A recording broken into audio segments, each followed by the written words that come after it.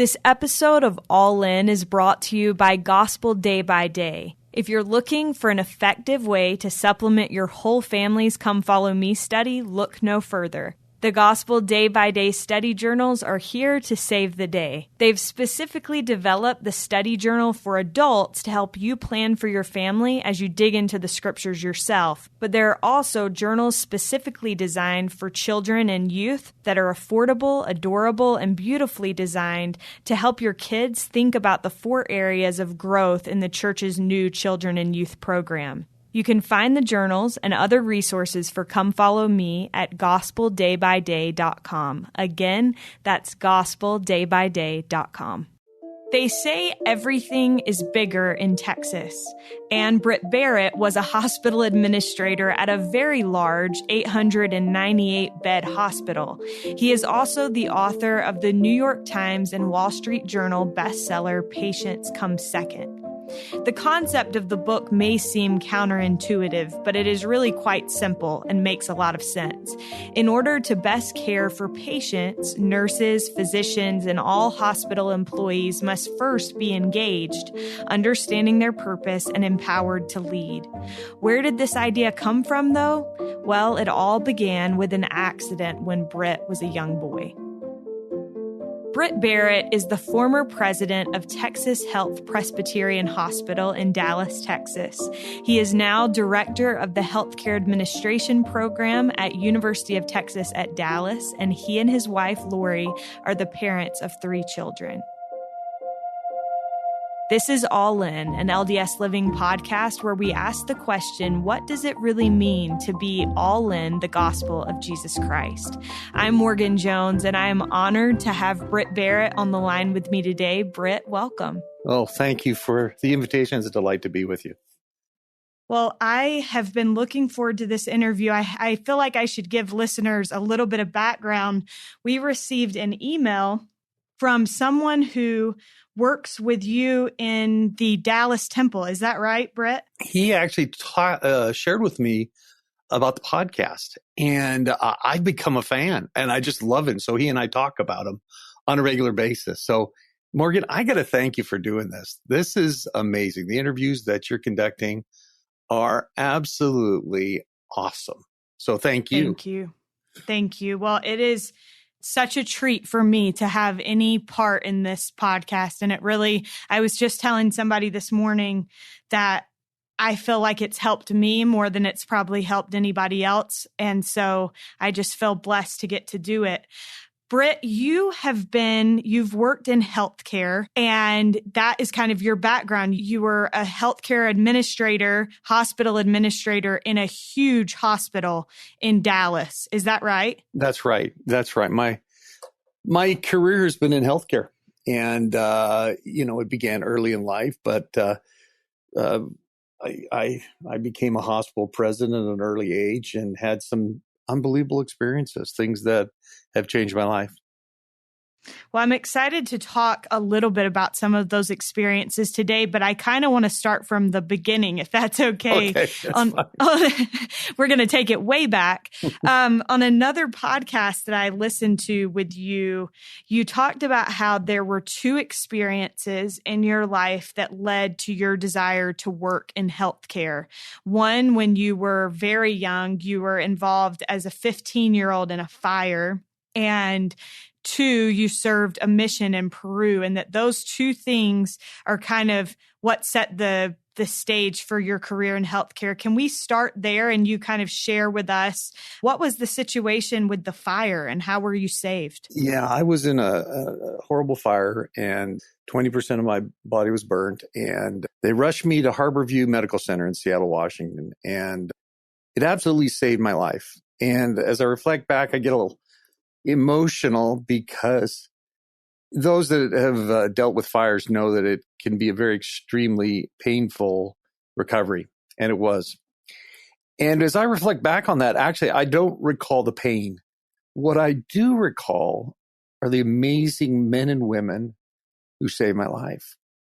These caregivers that were orchestrating pretty complicated care, and they just loved me. And they did that which they were called to do in life. And I thought about that a lot. I was at a pivotal time in my life. That same time after the burn and after my recovery, I had my patriarchal blessing given. And it said that I would go into healthcare and become a doctor, actually. It was quite specific. And it worried me because I don't like blood. I don't like the clinical stuff. I'm not good at it. But I kind of have a business mind. And I thought, well, what am I to do? This is what the Lord has said my calling should be. And so it was a tough time. Later, I served a mission in Peru. And if any of us have lived in a third world country, it is sobering to see some of the standards of the communities. And the people are just wonderful. The Peruvian people are just some of the most Christ-like people I've ever met in my life. And on occasion, we would travel through some of the most destitute places, but through hospitals as well to give blessings. And I watched people reaching out to these two young missionaries, begging for help and begging for care and blessings. And I returned home, went to BYU, and was trying to figure out what I wanted to do in life. How could I combine all these experiences into a profession? And I was at the Marriott Business School and had a lecturer come and speak, a guy by the name of Mark Howard, an icon in healthcare.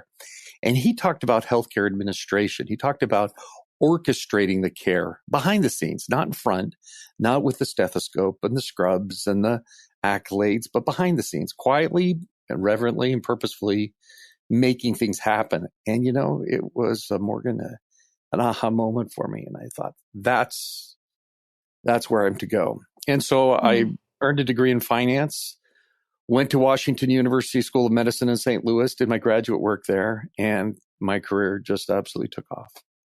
Wow, that's amazing. So I want to go back a little bit.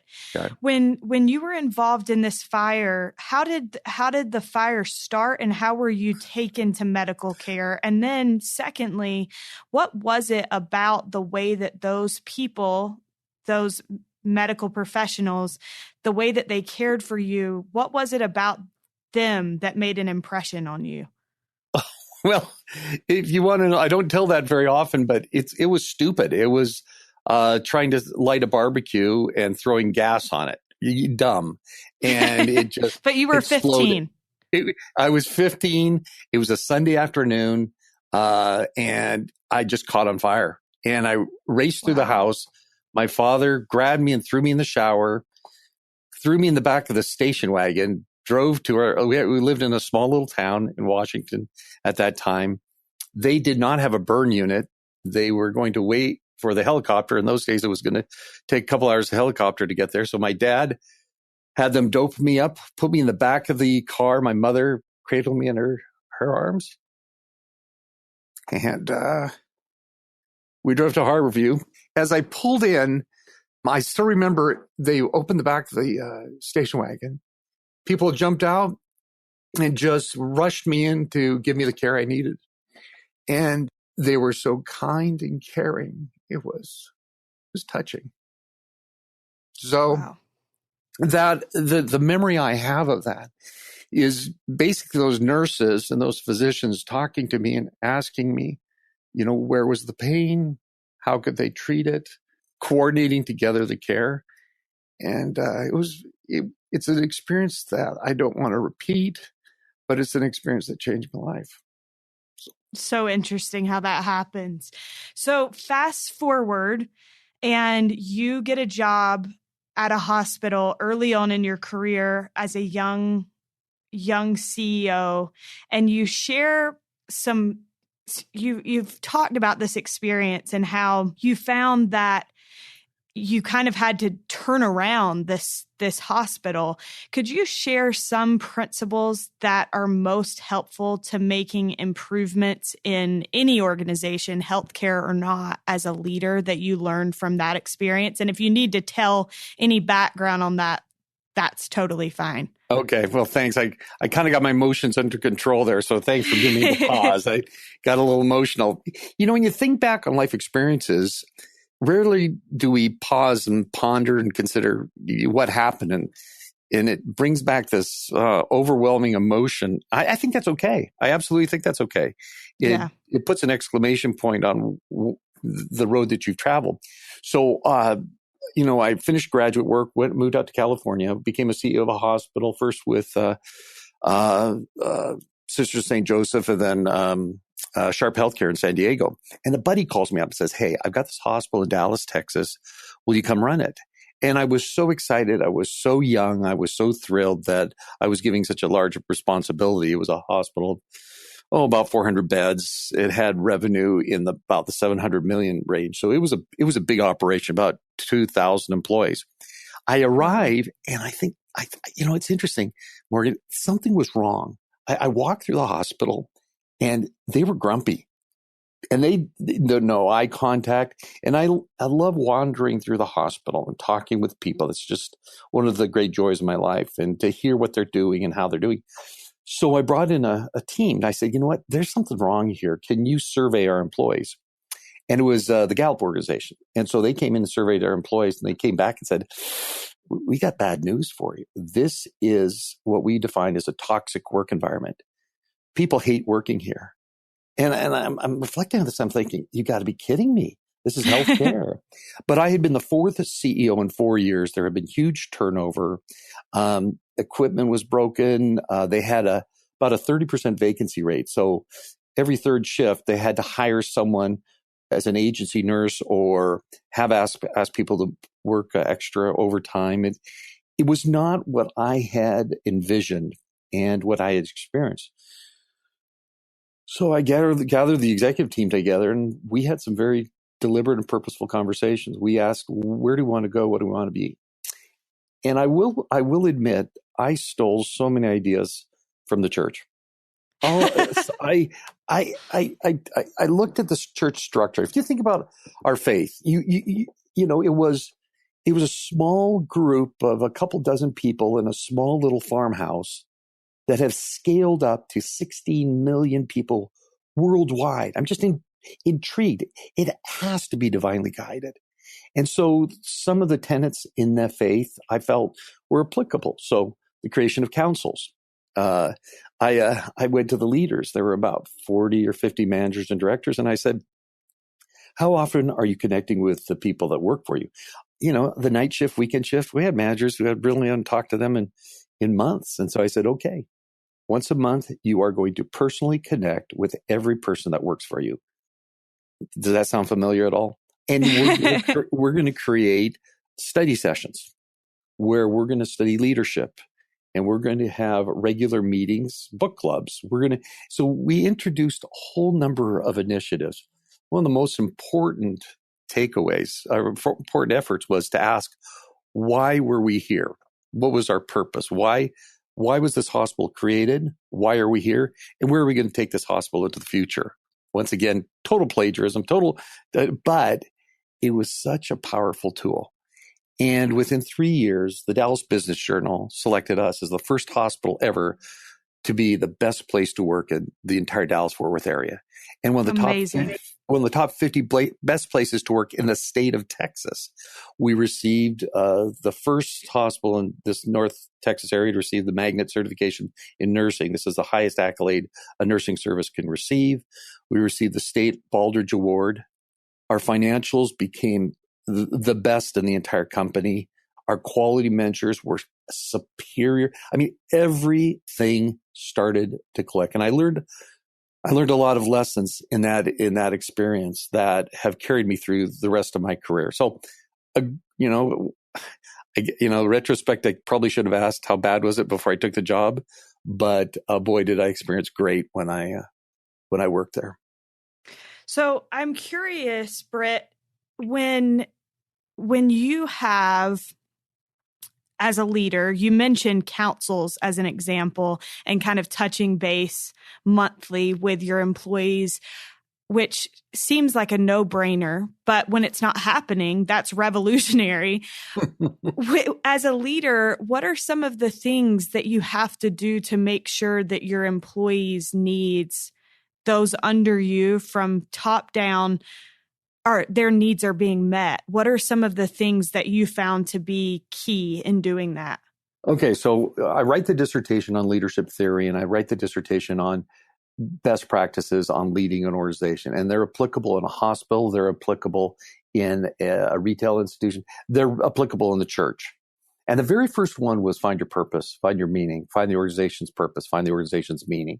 And we rolled out 10 different chapters of focus that great organizations and great leaders pursue. And there's a plenty of written in leadership, but very little on healthcare leadership. Healthcare is very purpose driven. There's meaning behind what we do. And if you don't understand why you got into healthcare, you probably will eventually leave. And I think that's true in life. Listening to some of the other podcasts that you have, you can feel that, just that purpose and meaning. Who was the photographer? He gave a really good one. Chris Burkard. He's amazing. Gosh. Yeah. He's talking about this calling in life and this purpose and meaning, and I hate to say it, Morgan, but when you do your podcast, I'm talking to you at the radio. I'm talking because I listen to it on my drive in. It's a conversation, but I was so inspired by what he has said and what others have said about this calling in life. If we can figure out why we're here, our purpose and meaning, more than just to have a physical body, more than to just experience the experiences of this life, but to do something, it creates that energy, that passion, that bandwidth, that amazing things can occur. And so that's one big takeaway on leadership. When individuals are called and assume a responsibility that's seemingly outside their scope, they ask themselves and should ask themselves, what's the calling? Why me? Why now? And what gift do I have to give in this area? And that's what I found running these hospitals. Yeah. Once we understand the purpose and meaning, then we can launch into some other challenges. And there are a number of other things that great organizations do. They hire for fit, not for skill. So find the right people. I have one chapter in my book that's been very popular. And it's an interesting story. The title is No Whiners, No Losers, No Jerks. And I found that there are some people that are working on teams that are just whiners. They're just, how's your day? Oh man, this place is horrible. And they find great joy in being to complain. And I just don't think there's a place for them. You share with them, you coach them, you inspire them, or you fire them. Right. And that's really resonated because a whiner can really suck the lifeblood out of an organization, can suck the lifeblood out of a team. And so the parallel of that is find the winners, the doers, and the goofs. Find the people that are just willing to go and do and have fun. Yeah. And great organizations have created this culture of just engagement. I love that you brought up Chris Burkard. I think one thing that's been super interesting to me about doing this podcast and interviewing all of these different people who have different backgrounds and different careers and different missions, things that they feel like they were driven to do, you look at it, and I think healthcare is one where it's kind of obvious. It seems to be obvious what drives people to healthcare. I have always been impressed by nurses and doctors and everyone who contributes to trying to save people. But I've realized through this podcast that so many things people feel led to them. So whether it's being a photographer or whether it's being a journalist, in my case, it's like we feel drawn to the mission that God has for us to fulfill. But if we forget that, if we lose sight of why we're here in the first place, that's when things start to get a little bit fuzzy. There's no question about it. I recall when the stock market crashed, I got a degree in finance, and this is back in the late 80s. All my buddies who had gone into finance and Wall Street were losing their jobs left and right. And they were just, their objective was to make money. And I think that's hollow. And once you figure out what your calling is in life, it can be powerful. And then, I think there's a great phrase that says effort without purpose is chaos. Effort with purpose is passion. So, people get stressed. They get overwhelmed because they don't really understand their purpose. But if you understand your purpose, then that converts to passion, and great and amazing things happen. And I don't mean to keep on coming back to your podcast, no, you're but good. You have story after story after story of men and women who are in some of the most different spaces. I mean, and they're fulfilling that passion. And so it's inspiring to hear. It's inspiring to know that there are people in healthcare that are doing amazing things. And I could tell you stories of 50 of them that are changing the face of healthcare and how we deliver it today. That to me is a calling in life. I mean, that really is. Yeah. And I think it's important to touch on, Britt, coming back to your point about the desire to make money solely for the idea of making money can be hollow. But I think on the flip side, it's important to remember that desiring to make money, if you want to use it for good things, is not hollow. So I had a dinner not too long ago with a friend and her husband, and he's been very successful in his career. And I just said, how have you been able to be so successful? And he said, well, I think that I told Heavenly Father I wanted to be successful to serve him. I want to be used by him, whatever that looks like. And so in his case, like making money was enabled him to be more useful to God. And I think that if that's the motivation, then that desire to have money is not bad, but it's just all about where our motivation lies. Well, that's true. My father was in the lumber industry in Canada and ran 5 mills, and at one point was the largest producer of shingle cedar shakes. I mean, kind of a small little tidbit, but he said, all the funds that I've earned are sacred. They're consecrated. So when we look at these funds, we carefully use those as sacred funds. And that's how he lived his life. And was my mom and dad, amazing people that consecrated all those resources to the building up the kingdom. Amazing. I'll never forget that. Yeah, I'll never forget that. That's an awesome example. I think that's true. I think once we figure our purpose in life, we can feel the passion and we can move forward. And it's in any industry. It's in any role. It's in any calling in life. Southwest Airlines based out of here in Dallas, and I listened to Herb speak years ago. And he talked about the role and responsibility of connecting people and creating a tool so that families could reconnect. And I thought, if I'm working for Southwest Airlines, that's a pretty inspiring message. I like that. Yeah, so I like that too. You just got to find it. You just got to find it. So I want to ask a couple more questions about healthcare before we kind of transition a little bit. First, What have you learned, Britt, about serving others as a result of your time in the healthcare industry?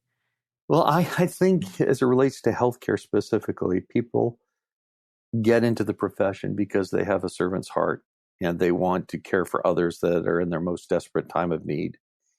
And those people are inspiring, but everyone plays a different role in that. It's kind of like an orchestra. Someone is on the cello, someone is on the drums, someone is behind the scenes making sure all the equipment is in place. It's this orchestration of a symphony that's imperative. And to respect and appreciate and honor all those different roles is important. So if I'm sitting in the CEO suite, I recognize that everyone on that team plays an important role. There are things that a CEO needs to do and must do and is assigned to do, and other roles that others do that they can and must do. And to honor that and respect that, important. More than that, imperative. You think about that in award structure as well. My wife serves in the primary. I can't think of anything more exciting, honestly. And I can't think of anything more fearful. She had me one week help teach the 5 and 6-year-olds. I was clueless. They had a co-teacher and he did the lesson. Brother Beck, he was amazing. I just didn't know how to do it. But there are men and women who have different roles and responsibilities in healthcare and roles and responsibilities in church callings in every industry. And to respect and honor that, I think it's an important effort on our parts, just to figure it out. And that's what I saw at Harborview. I saw these men and women orchestrating my care behind the scenes that saved my life. And I honor them by my effort in becoming a more effective healthcare manager or administrator. Yeah. What have you learned, Britt, over the course of your career about the ability of God to heal? I've shared this. I've done a lot of lecturing and speaking on healthcare leadership, and what I'm clear on are my values: God, family, and then my job is very, very low on that priority list. God and family, and in delivering healthcare, I reaffirm the divine direction that we can receive in our role and responsibility. We can receive divine direction. And any big, important decision was made prayerfully on my knees, asking, is this the direction to take? And I will say it gave me a lot of comfort and confidence. So we're planning a new program. We're planning a capital investment. We're planning a new billing system or the introduction of electronic health record. All of those things, when confirmed that they are purposeful and right, give me confidence and gave me confidence in moving forward. So once I felt like, okay, this is the right decision, and I didn't need an angel, I didn't need an apparition. All I needed is this sweet comfort that I'd done all my homework, I'd asked all the right questions, time to move forward. Then I never looked back. I never second guessed myself. I felt like this was the right thing to do. I find that in job changes as well. When I came to Dallas, I looked at my wife after receiving this report from the Gallup organization. I said, "What did we do? We moved from San Diego, California, beautiful weather, to Dallas, Texas, and at that time I think it was 100 degrees in August. And I've got a toxic work environment, but I knew that I was directed to go to this place and do what I did." And I did the same when I moved from this one organization to Presbyterian Hospital Dallas, 900-bed hospital, 3,500 employees. I was executive vice president for the integrated healthcare system, Texas Health Resources. And it was hard and it was exhausting. And there were days when, moments of doubt would creep in to say, what am I doing? And because I received that confirmation, I knew that I had prayerfully considered this decision. I moved forward without any angst or concern. I just moved forward. And when it was time for me to retire, once again, I'd worked hard, but at 51, I really felt inspired to come teach here at the University of Texas. And that was a big decision. And a lot of people in the industry were quite shocked and thought, oh, he'll be back. And I thought, no. I've been called to prepare the next generation of healthcare leaders. And so I sit in my office and I teach in the classroom and I work with kids because it's divinely directed. And that's a good place to be, and it's comforting, and it's helped me weather through some really difficult challenges. It's fascinating to me that is where your mind goes in relation to healing. That's a form of healing, that feeling confidence and seeing things turn around, even in an organization. It reminds me, I think there's a quote by, I want to say it's President Oaks. I could be wrong, but it talks about when the Lord lays his hands on a family, it lives. When he lays his hands on a marriage, it lives. And I think that what you just described is showing that God can heal and help many different aspects of our lives. I like that. I like that a lot. And I've felt that influence so many times.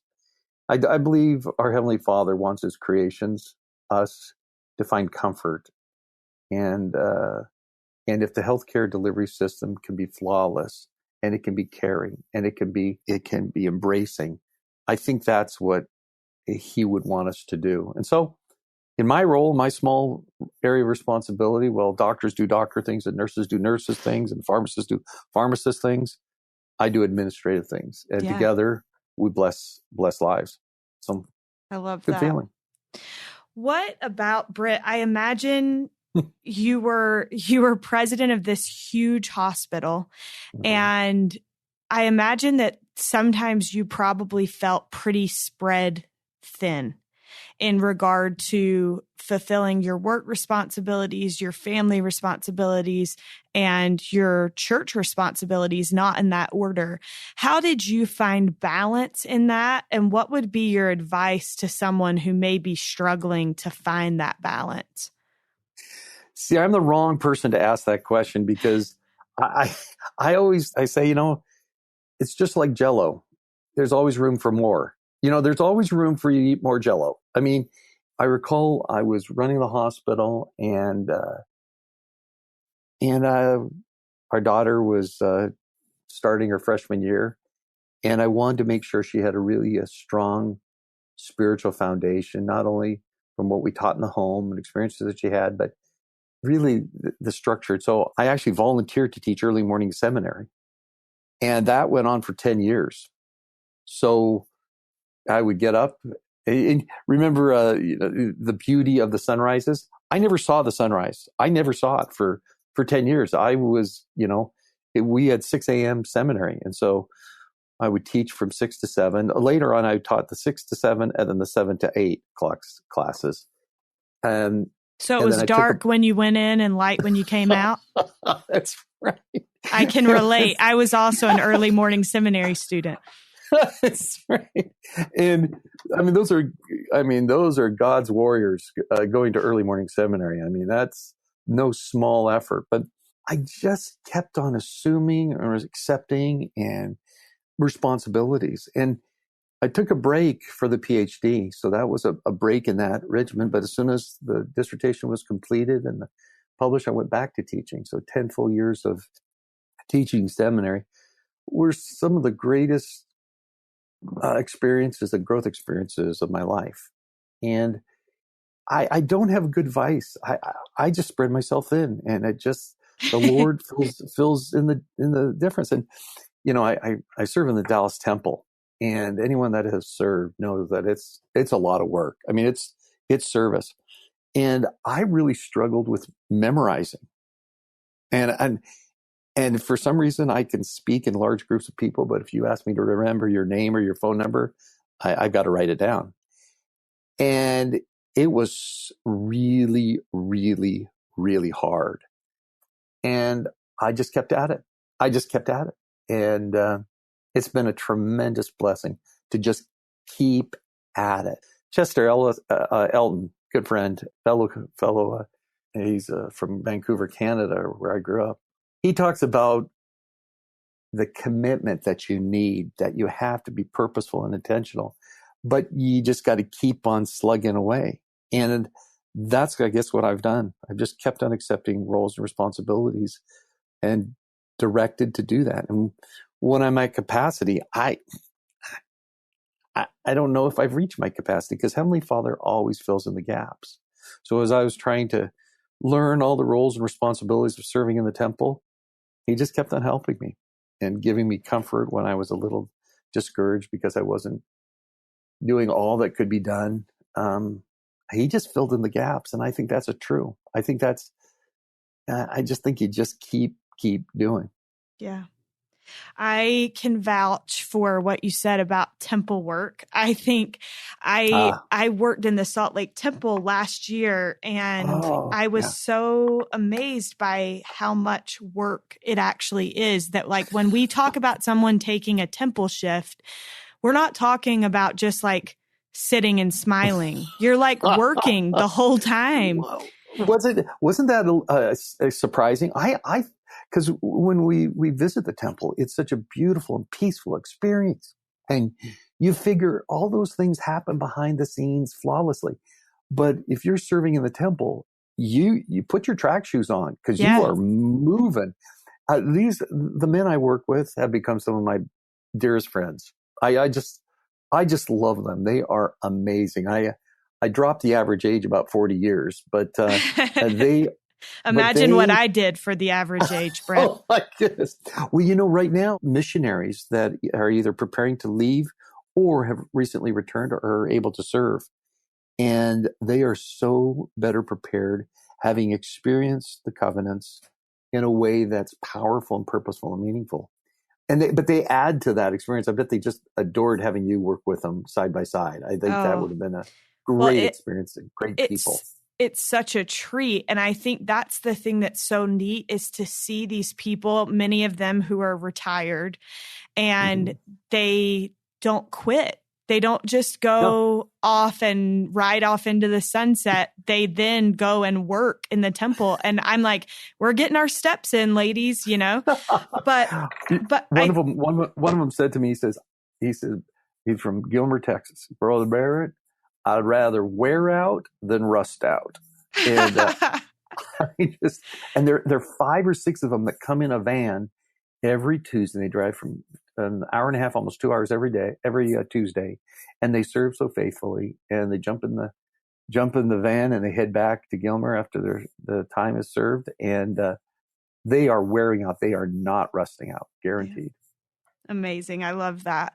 I want to come back. So I have one last question before we get to our final question. And I want to go back to something that you said that I actually didn't know about you, which is that you grew up in Vancouver, Canada. I don't imagine there are probably a lot of members of the church in that part of Canada. Am I right about that? That's true. In Vancouver, there's a stake. My dad served as the stake president in, that must have been 74 to 76 or somewhere in there, in that time period. And there still remains just one stake in that part of the vineyard. When you said that, it just made me wonder, do you feel like you always had a love for the gospel, Britt, or was there a point where it like clicked for you? I grew up in a part of the country, in the part of the United States where there aren't very many members of the church. And so I just am always curious about how a love for the gospel grows when you feel kind of disconnected from large bodies of saints. That's a great question. And here's my takeaway. My takeaway was, the gospel of Jesus Christ helped me make decisions in life. God's intent is not trying to catch you or to penalize you or punish you. You look at the law of chastity. I can't imagine he really cares of some of the mechanics of that. What he's saying is, live a life pure and clean and simple, and you will find joy. And those that don't, that violate those tenets, it catches up with them, and it can be quite devastating. But live a life as I've revealed to you, and you will find joy and happiness. And I found that in every aspect of my life. So growing up, there were plenty of pressures on the word of wisdom and law of chastity, but I just kind of hung to that. I just hung to that belief that God knows better. And looking back, oh my goodness, thank you. And at every turn, I look at the idea of service, or even something as simple as giving and tithing and fast offerings. We've done research that proves statistically that those that are charitable are more successful financially. I mean, there's actual research on that. But the tenets of our faith are so powerful and so true that as I was growing up, I just clung to them, and they helped me. And at every turn, it helped me understand what my next step would be.